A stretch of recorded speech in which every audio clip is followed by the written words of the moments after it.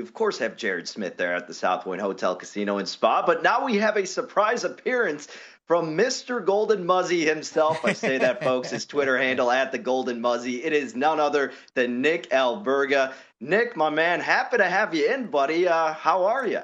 I got no duster, unfortunately. I'm fantastic. Every time I land in Vegas, there's just a buzz. There's an aura, and his name is Connor McDavid and Leon Draisaitl. Yeah, right. What a first period, fellas. Sorry to rain on your parade being a Canadian. My goodness, the hockey game's over already. Yeah, it was fun while it lasted, right? I mean, you were going to go to the game. I guess it's going to save you some money. Maybe you can use that money on the strip tonight, right? Because this game, unfortunately, it was a hot ticket in town, too, but... Man, Edmonton just came out guns a-blazing, huh? You're a humble guy. You ain't paying for tickets. You know I'm not paying for tickets. I didn't get to the game in time, boys. Let's call a spade here. I got off the plane. I got to check into the hotel. Got to get a couple drinks under me. Maybe do a bit of staying at the South Point, too. I know. There's a pool here. Like, nice. The world is my oyster for the next couple days. But, yeah, we didn't expect that. Like, I expected a bounce back. I'll be frank in saying I took the Oilers in regulation here in Game 2. I wanted a response. But what Leon Draisaitl is doing right now, he's making this look like I played beer league hockey on Wednesday in Toronto. It looked like beer league hockey, but this is the Stanley Cup playoffs, which is scary for me. And Nick, obviously, we saw Draisaitl with 4 goals in Game 1, pardon me, and then already a couple post first period. I mean, obviously, the value isn't there as much, but when we're talking Conn Smythe, Draisaitl at this point, there's no doubt he's surpassed McDavid, right? Or is it because of the name brand recognition? Does McDavid still have an edge, perhaps? So I'll preface by saying I'm the person to blame for all this. So NHL Fantasy on Ice, I'm the co-host alongside Pete Jensen on the NHL digital platform. And we did a betting preview with Michael Leboff of the Action Network going into the Stanley Cup playoffs. And I said, if the Edmonton Oilers win the Stanley Cup, there's nobody else to bet on to win the Conn Smythe with Connor McDavid. Lo and behold, the front runner by far is Leon Draisaitl. So I did all this. I apologize to everybody who threw their bank accounts on Connor McDavid. That, to me, Burke, has been the bigger story, is the fact that Leon Draisaitl has excelled. And Connor McDavid, yes, Connor McDavid is an afterthought to this entire run for the Edmonton Oilers. But let's not forget, it's still very early on in the postseason. The betting favorite is Leon Draisaitl, but there's still a lot of games to win. I still have faith in Vegas here. Yeah, I think that's the key thing to remember, right? They haven't even won a game in the second round yet. They still have to win 3, even if let's just say they win tonight. I think it's fair to say they do. They still have to win 3 games in this series and then 8 more games to win the Stanley Cup. Mm-hmm. Is there enough runway for that narrative to flip over the next 15 games or so? In short, yes, because Connor McDavid is so good at hockey. Like, he's on a different planet, and Leon Draisaitl's number 2. And granted, they're on the same team. And granted, if Draisaitl continues to score at this absurd pace, he is going to win the Conn Smythe. Again, it's important to bring up, me being Canadian, the last time a Canadian team won the Stanley Cup was 30 years ago. You're north of 30. Right? Dude, you look like you could be like 25, though. You got the nice, I'm blushing. The nice, cut, the fade action going on here. You're ready to go on the strip. I'm 30. I am ready to go, that's for sure. I actually got this cup before I knew I was going to Vegas. I just went out to watch the Leafs game. The high game fade, Thursday. man. That's a good look. I like it, too. Spade's a spade, a fade's a fade. Yeah, I'm 33, so it's been a long, long time. I'm an 89 born, 1993. Okay. In fact, I'm a Montrealer. I was born there. I lived there for the first couple years of my life. The Montreal Canadiens, the last Canadian team to win the Stanley Cup. So that's what we're looking at. So that's why I suggest fading every Canadian team possible, boys. Nick, we got to talk about the Maple Leafs, my man. I mean, I know you cover them incredibly closely.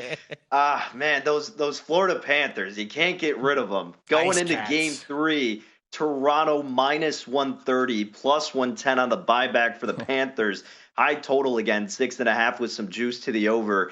Is it just like you got to take the plus money with Florida until proven otherwise, or will we finally get a response from the Maple Leafs in this spot? So sheepishly, I will say that going into the second round, I said the values with Seattle and the values with the Florida Panthers, but I wasn't being serious about that. I'm not going to try to be Mr. Know-It-All. It's hard to bet on the NHL. Yeah. But man, oh man, you start to think and cultivate sort of these narratives, boys. Team of destiny. Carolina Hurricanes, 1 billion guys injured. They keep winning and winning and winning. Yeah. Seattle's been a great story. I know they're 1-1 in that series, but the Florida Panthers, right? I think a lot of people build up this narrative and this storyline that the Panthers were it was David versus Goliath against the Boston Bruins. I wasn't in that conversation because they won the President's Trophy last season. Like, they're a legit team. Yeah. The big story for me has been the goaltending of Sergei Bobrovsky. I mean, it simply is remarkable. I tallied up the stats just for the statistic. He has made 69 saves with the first 2 games of the series. In quotations, nice. Very nice. Very nice. But he's won 2 Vezina trophies. I lost train of thought. I'm in Vegas. 2 Vezina trophies in his career. Just wait. You haven't even gotten to the strip yet. I haven't even had a drink yet. So he's won 2 Vezina trophies, but he has been the laughingstock of jokes in this league for X amount of years because he's been nowhere close to that guy who won 2 Vezina trophies. All of a sudden, he shows up in that Boston series. Like, he was an afterthought in the regular season, late in the regular season. Shows up, stonewalls the Boston Bruins, the best team in regular season history, and then doubles up that by taking on a Maple Leafs team who was feeling good, won a playoff series for the first time in 19 years. And by far, that's been the story in the series. So I know in long, to answer your question, I do have faith in the Maple Leafs. I think to their advantage is their road record so far in the Stanley Cup playoffs. They're 3-0, a very difficult building in Tampa, all in OT. And number 2, the fact that they just saw a team in New Jersey who lost the first 2 home games in their series against the Rangers come back and win that series in 7 games. So I don't think the Leafs are done by any stretch. Diving a little deeper there, what do you make of the Samsonov interview afterwards when he kind of poo-pooed, talking about the other goalie? Is that more, all right, I respect the mindset, or maybe the Panthers are in their head a little bit? Oh, they have to be in their head. I had a bit of an issue, I won't lie, because you should care, because he's out goaltending you right now, and he's a fellow countryman, right? He did it to Vasilevsky in Game 6. He was tremendous in the first round against Tampa, but he's, what else is he going to say? Like, I also understand that aspect right after too. The game, too, and he's probably upset. I get it. You put the mic in these guys' faces, they're going to say unpredictable things. It's a bit of broken English, too. Like, that's why in the beginning of the first couple games against Tampa, he said a couple things that were approaching a line, so the Leafs took him off the mic a bit. So he's back in the mix now. But I took issue with it. I think bottom line, you look at that series so far, there's one goaltender who's been tremendous. The other, he's been okay. There's been a couple soft goals. You can't have that in the Stanley Cup playoffs. You look back at Game 2, Sasha Barkov, the captain, scores a goal that, again, I'd probably score in beer league hockey. But one of us is getting paid, $4 or $5 million per season. The other is not getting paid very much, and that's why he's in Vegas on a random weekend. Gotta love that. So are you. Yeah, that's true. Nick, the last one I got for you here, you mentioned the Kraken. I know you talked about it when you came on the podcast earlier this week as well. And they're in this underdog role, and they're going to be pretty much every game. Minus 145 is what Dallas is as the chalk. Plus 125 for the Kraken going back to the Pacific Northwest.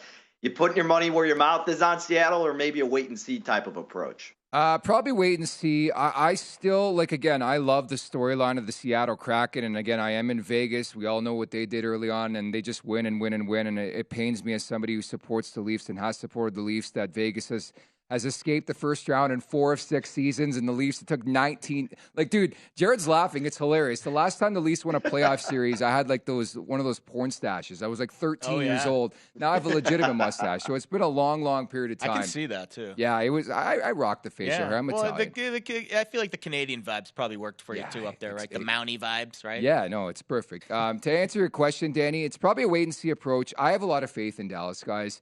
Number 1, Jake Ottinger. Number 2, Miro Heiskanen. Yeah. He didn't get credit. He's not a nominee for the Norris Trophy. This kid's an absolute stallion. Joe Pavelski, if you want to take a look at some shot props, anytime goals, the guy gets injured, comes back, scores 5 goals in 2 games. He's insane. And I just like the way the Dallas Stars are playing right now. There's a lot of value in that team, quite frankly, because everybody's looking at Edmonton and the Toronto Maple Leafs. But again, if you want to take a peek at a wild card team out of nowhere, because I just saw it in Vegas get to the Stanley Cup final against the Caps a couple of years ago, why not Seattle at plus money? Yeah, I was going to say, you got 8 teams left. Carolina, Edmonton, pretty solid favorites right now at the top of the futures market. Seattle's in the caboose, 16-1 right now in DraftKings. Is that futures market priced correctly, or you think there maybe needs to be a little more condensing there between Seattle and the rest of the market? They're not getting respect because they're an expansion team, but the respect should have came when they put up 100 points in the regular season, and they amplified things by beating the team that won the Stanley Cup last year, right? And then they come out in Game 1, a thriller. They win in double OT. They're a legit hockey club. And again, you guys know in this market, Marc-Andre Fleury, Robin Lehner, you need goaltending. And they have Philip Grubauer, who was a nominee for the Vezina Trophy a couple years ago with the Colorado Avalanche. Love the revenge narrative in the first round. Yeah. Comes out, and he's been a great story. And I think if you another sleeper look in terms of Conn Smythe considerations. And granted, it's probably going to go to a bona fide stud, but like, say it's Seattle. I mean, it could be a Philip Grubauer. Go to VSiN.com/subscribe to become a VSiN Pro subscriber today.